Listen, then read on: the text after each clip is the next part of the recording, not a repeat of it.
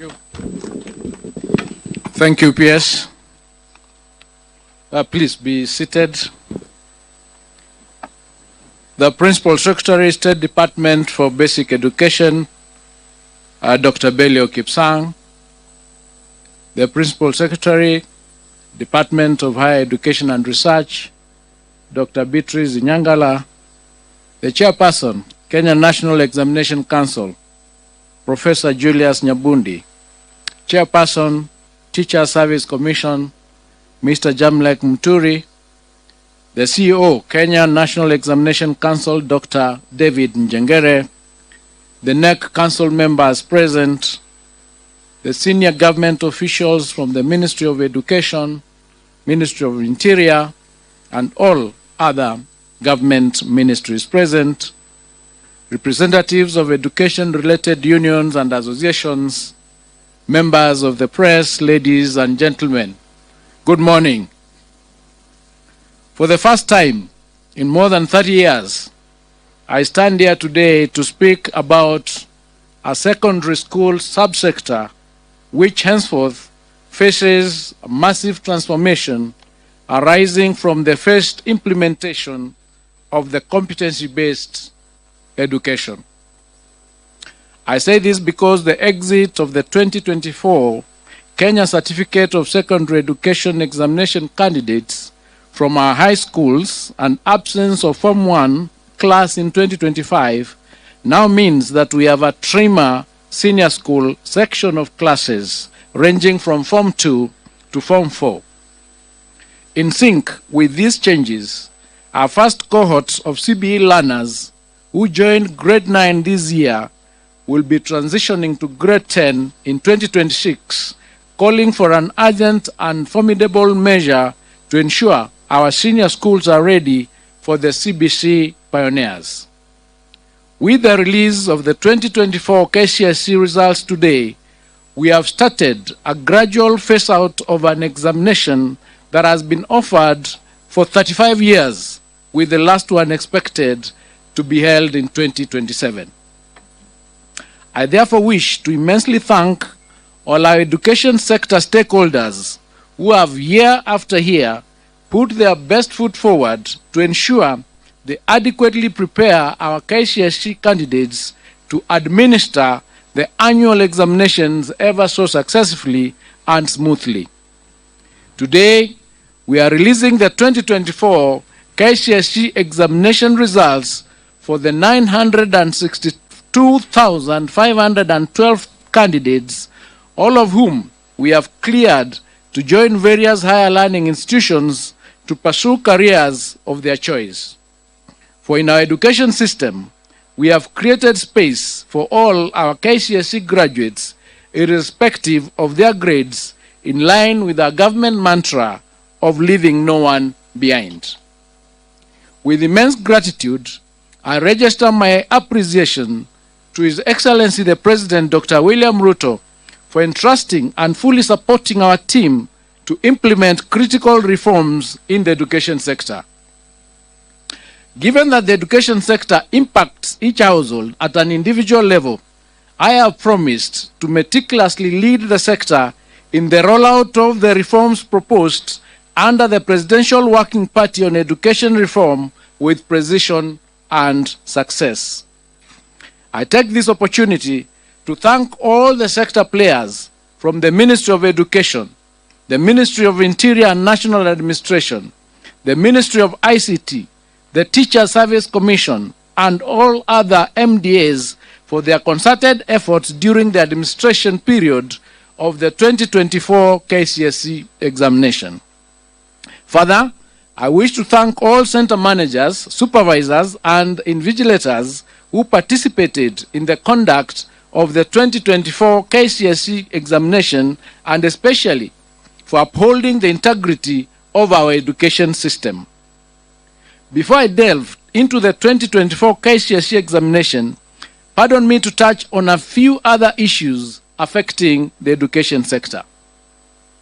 The start of the 2025 academic calendar year on Monday, January 6, 2025, marked an incredible watershed in our sustained implementation of CBC. As a government, I am proud to announce that we surmounted the expected challenges in efforts to place all the 2024 grade 8 learners in classrooms at grade 9.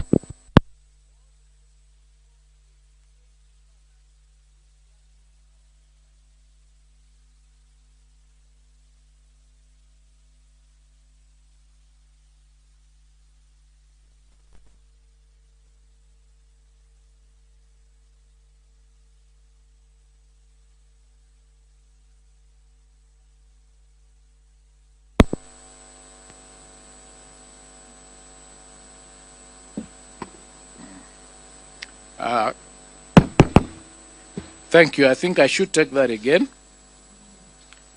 The start of the 2025 academic calendar year that we started on Monday, the 6th of 2025, marked an incredible watershed in our sustained implementation of the CBC.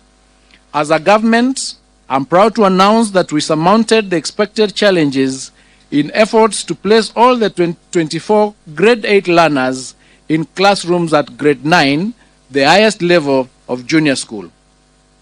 As we speak now, we have constructed 14,500 classrooms for our grade 9 learners, and we are set to achieve the target of 16,000 by the end of this month.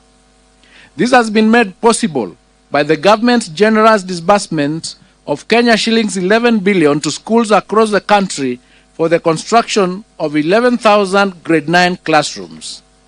A further 6.8 billion was allocated to the National Government Constituency Development Bank Fund, being 3.4 billion from the Ministry of Education and 3.4 billion in matching funds from CDF for 6,800 classrooms. Further, the 18 constituencies in Nairobi have been allocated a total of 1 billion Kenya shillings for infrastructure development through the National Government Constituency Development Fund.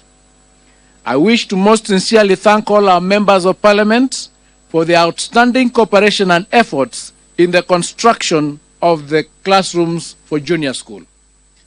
Additionally, the Ministry will construct a further 7,290 classrooms to address the increased enrollment to ensure smooth transition for the cohort. The Ministry has also procured 9,926,618 textbooks for grade 9, which have been distributed to schools, with the exercise expected to be completed by the end of this month. I have directed the Kenya Institute of Curriculum Development to work robustly and ensure that all required textbooks and other instruction materials are available for use by our learners. Having successfully transitioned to the highest level in junior school, our focus will now shift to starting off senior school in January 2026. Under the senior school, we are expected to mount 3 pathways for our learners. These are the STEM pathway, the social sciences pathway, and the arts and sports pathway. As part of our preparations, we have already worked on guidelines for the transition and placement of learners to grade 10. To ensure that all key players have taken part in the formulation of the guidelines, we will be subjecting the draft documents to a stakeholder validation exercise from February 2025. The Ministry of Education has noted with great concern a disturbing situation where some senior schools are returning to the banned practice of charging levies. I wish to put it on record that the government will not condone the practice and will take stern action against school administrators who are found to be levying extra charges on parents. I must emphasize that the fees charged in our secondary schools remain the same as was the case in 2024. As promised last week, the Ministry of Education is liaising with the National Treasury to ensure that 48 billion Kenya shillings capitation grants for our primary, junior and secondary schools levels for Term 1, 2025 are disbursed using the data captured under our National Education Management Information System. I wish to state that the government has kept enhancing measures aimed at ensuring high levels of efficiency and effectiveness in the administration of national examinations. Starting this year and following extensive stakeholder consultations, I wish to announce that Kenya National Examination Council will introduce a mid-year series of the KCSE examination to be administered in July every year. The examination will target candidates wishing to repeat the KCSE examination and those who may have missed sitting in examinations due to sickness or other unexpected hardships. Adult candidates may also consider registering for the July series examination from this year. As part of aligning our examination process with best global assessment practices, the ministry is working on integrating the use of orbit readers and phase out Braille machines in the administration of the KCSE examination to candidates with visual impairments. I now wish to provide an overview of the performance of the 2024 KCSE examination cohort. During the 2024 KCSE examination, a total of 962,512 candidates sat the examination compared to 899,453 candidates in 2023. This represents an increase of 64,553 candidates, or 7.19%. Out of the candidates who sat for the 2024 KCSE examinations, 480,310 were male, while 482,202 were female, representing a 49.9% and 50.1% respectively. This is the first time since inception of KCSE examination that female candidates are more than the male candidates. During the year 2024, the KCSE examination, 14 counties had a significant entry of more male than female candidates. These counties include Garissa, which had 62.8% against 37.17%.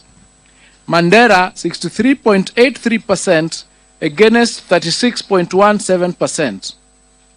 Wajir had 60.27% against 39.73%. Turkana had 59.64% against 40.36%. Samburu had 53.41% against 46.59%. Narok had 52.77% against 47.23%. Homa Bay had 52.81% against 47.19%.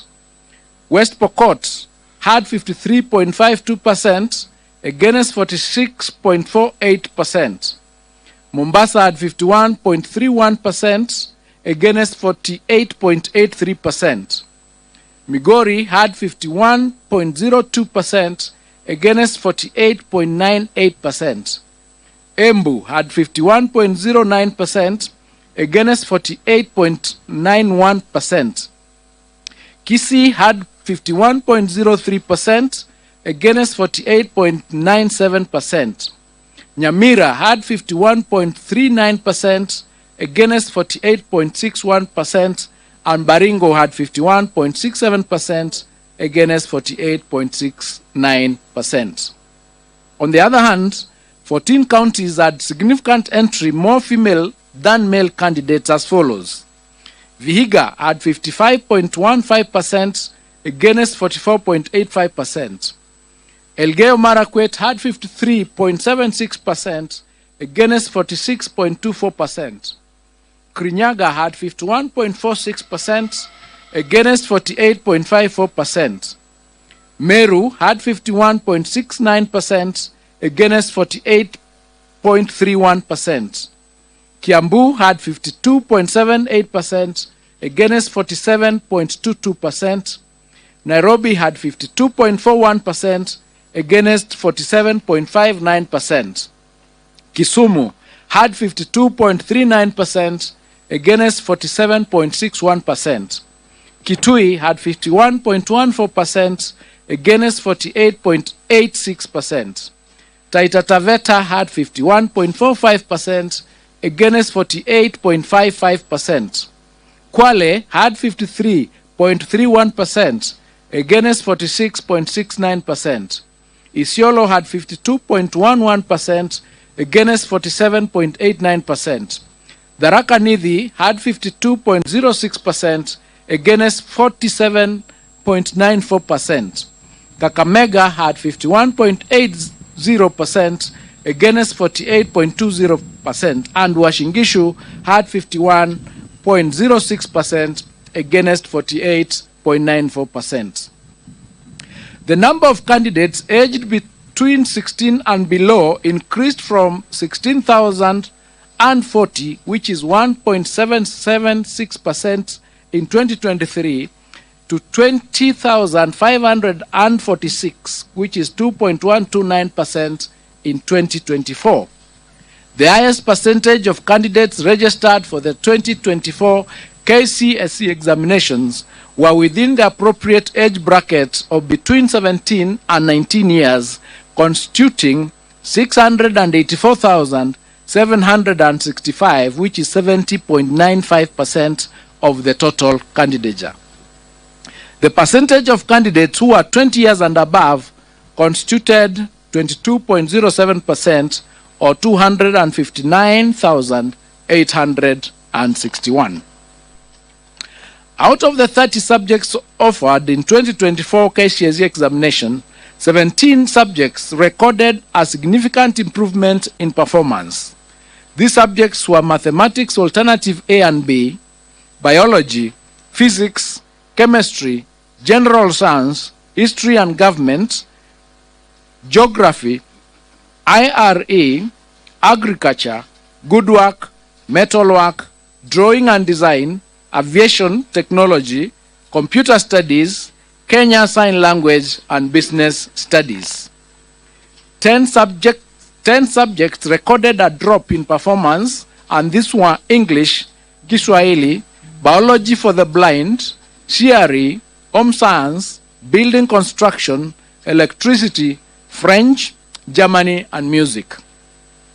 Female candidates recorded better mean score performance than male candidates in the following 7 subjects: English 101, Kiswahili 102, Kenya Sign Language 504, French 501, Home Science 441, CRE 313, and Art and Design 442.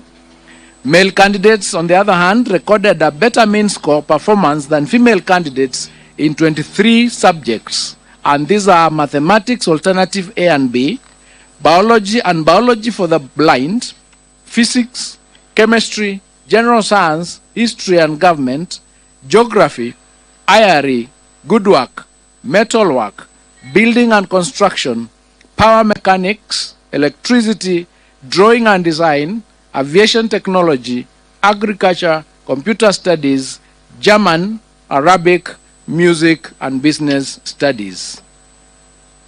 As it was in 2023 KCSE examination, the 2024 KCSE examination results have been graded using the reviewed grading system, in which the overall grade at KCSE examination has considered mathematics the best performed language among 3, that is English, Kiswahili, Kenyan Sign Language, and the best performed 5 subjects. There were 1,693, or 0.18% candidates who obtained an overall grade A in the year 2024 KCSE examination, compared to 1,216, or 0.14% candidates in 2023. The number of candidates with direct university entry qualifications of grade C+ and above was 246,391, translated to 25.53% in the year 2024, compared to 201,5 133, which is 22.27% in the year 2023. And this is attributed to the improved or new grading system. The number of candidates with grade C minors, which is TVET, diploma and above, was 476,889, translated to 49.41% in the year 2024 KCSE examination, compared to 401,216, which is translated to 44.42% in 2023. The number of candidates attaining a pass grade, which is grade D plus and above, was 605,774, which is 62.76% in the year 2024 KCSE examination, compared to 526,222, which is 58.27% in 2023. To enhance the credibility of the examination process, for the first time, candidates' examination question papers was personalized and anonymized. This helps to improve objectivity during marking and holding candidates personally responsible for any irregularities. There were 840 candidates who were involved in examination irregularities in 2024, and their examination results have been cancelled. The Council is empowered in law as provided in the Kenya National Examination Council, Handling of Examination Irregularities, Rules of 2015, Legal Notice number 132 of 2015, Rule number 8, to withhold the results of any candidate or examination center suspected of having been involved in an examination irregularity or malpractice pending completion of investigations. To this end, the results of 2,829 candidates suspected to have involved in the examination irregularities have been withheld pending completion of investigations that should be completed within a period of 30 days from the official release of examination results, which is today. It is unfortunate that a few contracted professionals and teachers are still insistent on ruining the future of our learners by subjecting them to examination malpractices. 91 contracted professionals were reported to have been involved in aiding examination malpractices. Firm disciplinary action will be taken against such teachers. Individual 2024 KCSE candidate examination results will be accessed online through a secure link on the NEC website or directly through the following website: https://results.nec.ac.ke. Candidates will be required to enter the candidate's index number and any one of the names as per the registration data for the 2024 examination results. The results will be available immediately after the end of this function. Any candidate with difficulties in accessing individual results is advised to call NEC toll-free number 080-0724-900 or 080-0721-410. It is now my humble duty and privilege to declare the 2024 KCSE examination results officially released. I wish all the candidates success in their future endeavors, and I wish all of you a happy new year 2025. Thank you and God bless you.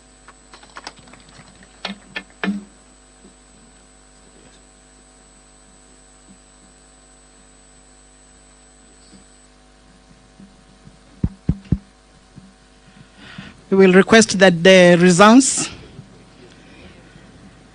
are officially now handed over by